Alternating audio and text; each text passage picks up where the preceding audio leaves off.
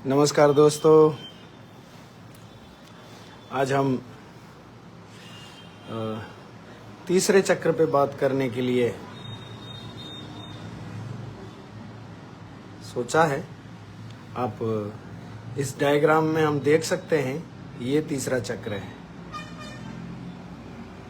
ये जो दिख रहा है, जहाँ ये इंडिकेटर लग रहा है, ये तीसरा चक्र है। इसका नाम है नाभि चक्र। ये तीसरा चक्र है सिस्टम में। इसका कलर है ग्रीन और ये इस डे पड़ता है इस चक्र के लिए गुरुवार। और पहले चक्र में 4 पंखुड़ियाँ थी, दूसरे चक्र में 6 थी और तीसरे चक्र में 10 हैं। 10 ये ग्रोइंग सिस्टम है, ग्रो होता है। तो ये नेचुरल है, प्रकृति में हर चीज ग्रो होती है। उसी तरह से चक्रों में भी ये पंखुड़ियां ग्रो हो गई। तो ये जो नाभि चक्र है, ये खोज से रिलेटेड है। खोज, सीकिंग, सीकर। इस मॉडर्न टाइम में जो सबसे इम्पोर्टेंट आदमी के अंदर गुण होना चाहिए वो है सीकिंग, खोज। वैसे आदमी का जो खोज है वो शुरू होता है भोजन से। तो सबसे पहले आदमी भोजन खोजता है। वो इसी चक्र की देन है। मतलब भूख का मतलब है खोज। मतलब कुछ भूख लगी अंदर तो वो खोजेगा आदमी, क्या खाना है, कैसे खाना है। तो इसी से खाने की शुरुआत हुई। भूख लगी तो आदमी ने खा के देखा किस किस से शांत हो सकती है भूख। तो फिर खाने से आदमी सेटिस्फाई हो गया। फिर भूख खाने से हटके दूसरी चीज़ों पे आ गई। जैसे दूसरा सिस्टम डेवलप हुआ भावनात्मक, जैसे परिवार, रिलेशनशिप, उस पे आई भूख कि किसका कितना बड़ा परिवार होगा, ठीक है, अपने अपने रिलेटिव्स का, ठीक है। उस तरह से ये भूख, जब इससे ये भी चल लिया आगे, सेकंड लेवल जब क्रॉस हो गया तो तीसरे लेवल पे आए हम लोग। वो है मानसिक, माइंड का लेवल, ठीक है। तो ऐसे ये डेवलप होते हैं सिस्टम। तो वो इसी चक्र का गुण है ये जो डेवलपमेंट है। एक्चुअल में जो डेवलपमेंट है, जो इस सृष्टि में जो भी उन्नति है या उत्थान है, असेंट है, वो सब इस लक्ष्मी तत्व का ही गुण है। और इस नाभि चक्र में जो तीसरा चक्र है, इसमें लक्ष्मी और विष्णु जी की शक्तियां काम करती है। तो जो खोज है या जो डेवलपमेंट है या जो विकास है, वो सब लक्ष्मी तत्व का ही खेल है। ऐसे बातचीत होते होते जैसे बातें होती हैं तो बोलते हैं भाई उसका लक्ष्मी तत्व अच्छा है। तो इसका मतलब है कि वो जो लोग राजनीति में चले जाते हैं, कहाँ तो जैसा ही चांस मिला चले गए। चले ऐसे गए क्योंकि उनकी बातों से लोग प्रभावित होते हैं। तो उन्होंने बहुत से लोगों को प्रभावित कर दिया और लोग उनके बात से एग्री हो गए। तो इसका मतलब है उनका जो राजलक्ष्मी तत्व था, जो राजलक्ष्मी तत्व है, वो बहुत ज़्यादा शक्तिशाली था। तो उस पे राज करने की पावर थी। तो वो लोगों के दिलों में राज करेंगे। वो चक्रों का खेल है एक्चुअली। जो चक्र की जैसी एनर्जी है, वैसे ही उससे सामने वाले चक्र पे, सामने वाले पर्सन्स पर या उसके चक्रों पे इफेक्ट आता है। जो पर्सनालिटी का इफेक्ट है वो एक्चुअली चक्रों का इफेक्ट है और वो सामने वाले के चक्रों पे होता है डायरेक्ट। तो जैसे ये नाभि चक्र है, इसके 3 पार्ट हैं।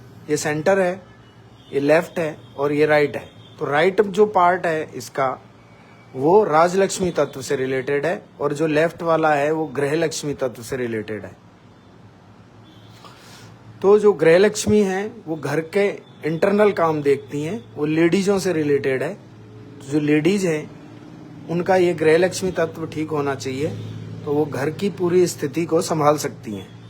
और घर का जो इंटरनल मैटर है वो इस चक्र पे डिपेंड करता है। ये चक्र ठीक है तो घर का अंदरूनी शांति, सद्भाव और जो भी माहौल है घर का वो ठीक ठीक रहेगा।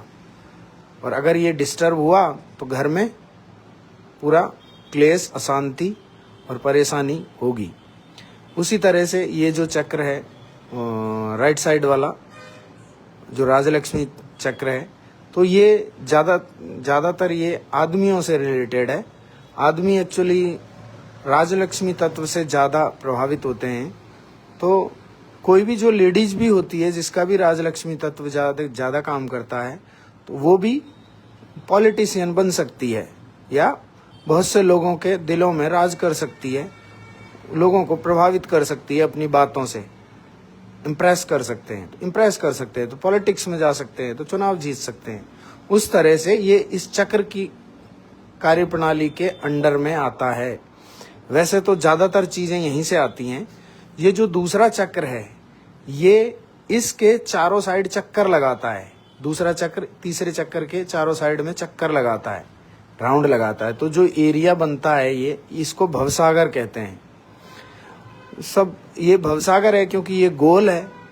तो गोल है इसलिए इसमें जब तक हम भवसागर से बाहर नहीं आएंगे, इस भवसागर के बारे में बातें होती हैं बहुत सारी। जैसे हम गांव में थे तो गांव में बातचीत होती थी। वो जो ट्रेडिशनल गाने वाने गाती थी लेडीज हैं, वो बहुत शादी ब्याह के टाइम पे या किसी ओकेजन्स पे, तो उन सब में कुछ कुछ शब्द आते थे। तरना, जैसे तरने के लिए बोला था, कौन यही तरा देगा क्या है, ऐसे होता था। क्या नाम हर भजले हरि का तर जाएगा, ऐसा कुछ बातचीत होती थी। तो हम बचपन में थे तो हम सोचते थे पता नहीं ये तरना क्या है। अभी ये समझ में आया है कि ये जो तरना है मतलब ये जो भवसागर से ये जो कुंडलनी है, ये कुंडलनी है, ट्रायंगल बोन के अंदर ये कुंडलनी शक्ति है। तो ये कुंडलनी जब यहाँ से बाहर निकलेगी, भवसागर से बाहर आएगी, यहाँ से जब ये बाहर आएगी तब हम इसको मान सकते हैं कि आदमी भवसागर से पार हो गया। वो इसलिए क्योंकि यहाँ पे ये जो सेंट्रल चैनल है इसमें ये गैप हैं, ये गैप डेवलप हो गए हैं। तो इन गैप की वजह से यहाँ से ये कुंडलनी जा नहीं सकती, थ्रू नहीं हो सकती। ये जो गैप डेवलप हुए हैं, और ये गैप तब डेवलप हुए हैं जब बच्चा जब गर्भ में होता है तो वो कनेक्टेड होता है। तो वो जो नाड़ जिसको बोलते हैं वो इस नाभि से ही कनेक्टेड होता है। और नाभि से जब हम उसको काटते हैं, अलग करते हैं, तब ये गैप डेवलप हो जाता है। पहले वो कनेक्टेड होता है, फिर और जैसे जैसे थोड़ा बड़ा होता है तो और ज़्यादा डेवलप होता है। तो पहले तो बच्चे का ये नहीं होता गैप, इसलिए बच्चे को बोलते ही हैं परमात्मा का स्वरूप। जब वो उसके यहाँ सर पे एक नरम सी जगह होती है जो बार बार हिलती रहती है, तो ये जो शक्ति है कुंडलनी, ये इससे बाहर आती जाती रहती है। जब तक ये बाहर आती जाती रहती है तब तक हम बच्चों को परमात्मा का स्वरूप बोल सकते हैं। लेकिन बाद में जब ये शक्ति जब थोड़ा सा बालक बड़ा होता है, जैसे माँ उसको दूध पिला रही है, तो एक दूध से जब वो पी लेता है तो उसको जब हटाते हैं दूसरा दूध पिलाने के लिए तो उसको मतलब गुस्सा आता है। तो उसी से उसके ये दो संस्थाएं डेवलप हो जाती हैं। इस तरह की एक्टिविटी जब वो करता है तो ये एक है अहंकार और एक है संस्कार। तो ये जो दो संस्थाएं जब डेवलप होंगी तो फिर ये जो कुंडलनी बाहर जा रही थी, यहाँ से बाहर जा रही थी, ये वो बंद हो गई, ब्लॉक हो गई है। अब ये ब्लॉक हो गई तो अब बाहर नहीं जा सकती। अब बच्चा परमात्मा का स्वरूप नहीं रहा, वो कट गया मेन एनर्जी से। ठीक है, तो जो पार होने वाली बात है और जो भवसागर वाली बात है, ये जो भवसागर है ये धर्म का स्थान है। और जो धर्म से रिलेटेड जो बातें हैं, जो धर्म के तत्व हैं, वो 10 हैं। 10 कमांडमेंट्स इनको बोला गया है बाइबल में। तो वो 10 कमांडमेंट्स चली आ रही हैं पीछे से, वो 10 धर्म हैं, मानव जाति के 10 धर्म हैं। तो वो 10 धर्म इसमें हैं, इस चक्र में हैं वो 10 पंखुड़ियाँ, और वो इसमें व्याप्त हैं। ये जो भवसागर का जो एरिया है, ये आदि गुरु दत्तात्रेय की शक्ति से गवर्न होता है। इसमें आदि गुरु दत्तात्रेय की शक्तियाँ काम करती हैं। आदि गुरु जो दत्तात्रेय थे वो 3 शक्तियों से पैदा हुए थे। जब माँ अनुसुईया ने कि यहाँ पे तीनों ब्रह्मा विष्णु महेश तीनों जब आए थे उसके आश्रम में, तो तीनों को जब उन्होंने बालक बना के रख लिया था, तब जब वो अपने वापस फॉर्म में आए थे तीनों, तो उन तीनों ने एक ही पॉइंट पे एनर्जी अपनी छोड़ी और एक जगह पे 3 पॉइंट आउट की एनर्जी तीनों ने। तो फिर वो आदि गुरु दत्तात्रेय का जन्म हुआ था, और वो 3 शक्तियों से पैदा हुए, 3 सर वाले, उनके 3 मस्तक हैं। वो इस भवसागर के देवता हैं, या उनकी शक्ति इसमें काम करती है। इसमें जो 10 पॉइंट हैं, जो डेवलपमेंट का काम है, एक तो चक्रों पे होता है और एक भवसागर में होता है। तो जो भवसागर का डेवलपमेंट का काम है, वो जब श्री रामचंद्र जी का जन्म हुआ था, तो श्री रामचंद्र जी का स्थान यहाँ है, जो हार्ट चक्र है उसमें राइट साइड में। तो उसी टाइम पे राजा जनक ने भी अवतार लिया था। राजा जनक आदि गुरु दत्तात्रेय के एक अवतार थे, वो विदेही थे, विदेही बोलते हैं उनको।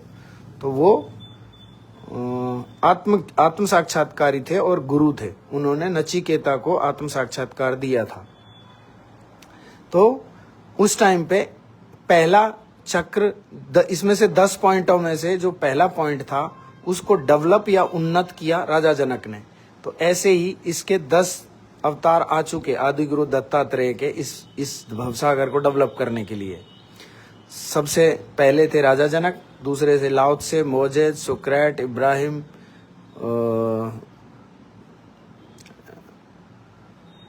कुछ और है, इब्राहिम, लाओ त्से, और ये सोक्रेटिस, गुरु नानक देव, मोहम्मद साहब, और श्री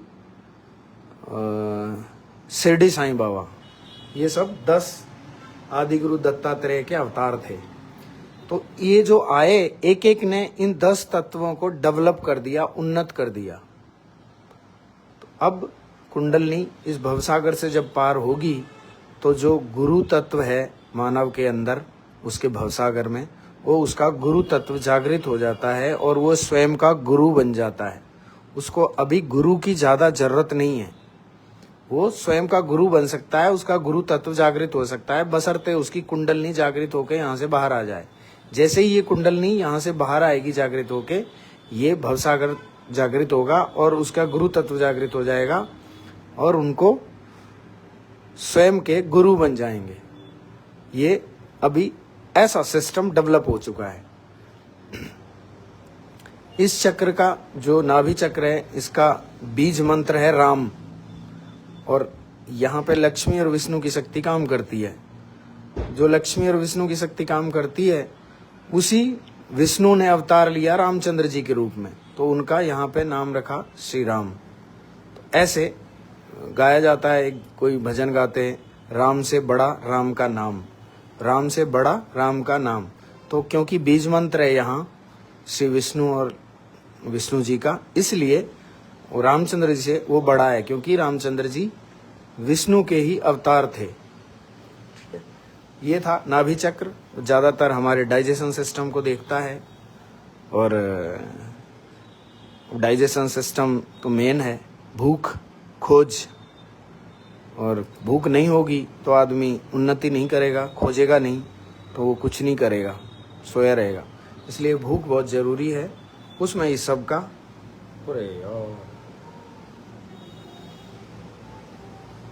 सबका यही ज्यादा रोल है।